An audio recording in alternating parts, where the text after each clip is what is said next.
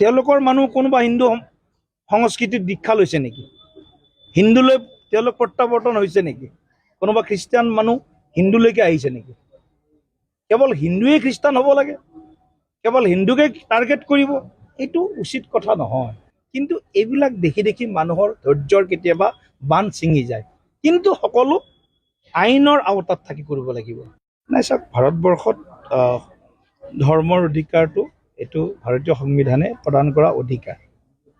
কিন্তু প্ৰশ্ন হ'ল, উদযাপন কৰাত কোনো আপত্তি নাই। কথাটো হৈছে আমাৰ সংখ্যা কমি গৈছে নেকি? সনাতনী পৰম্পৰাত বিশ্বাসী, সনাতনী সভ্যতাত বিশ্বাসী লোকৰ সংখ্যা ক'ৰবাত কমিছে নেকি? যদি তেওঁলোকৰ নকমে, আমাৰ কেনেকৈ কমিব পাৰে? তেওঁলোকৰ মানুহ কোনোবা হিন্দু সংস্কৃতিত দীক্ষা লৈছে নেকি? হিন্দুলৈ পৰিৱৰ্তন হৈছে নেকি? কোনোবা খ্ৰীষ্টান মানুহ হিন্দুলৈকে আহিছে নেকি?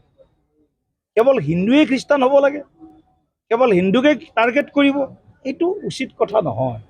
এই কথাটো বন্ধ হ'ব লাগে। মই কাকো সমৰ্থন কৰিও কথা কোৱা নাই, কাৰো বিৰুদ্ধেও কোৱা নাই। কিন্তু এইবিলাক দেখি দেখি মানুহৰ ধৈৰ্যৰ কেতিয়াবা বান্ধ ছিঙি যায়। কিন্তু সকলো আইনৰ আওতাত থাকি কৰিব লাগিব। আইনৰ ওপৰত গৈ কোনেও কৰিব নোৱাৰে। আইন মানিব লাগিব।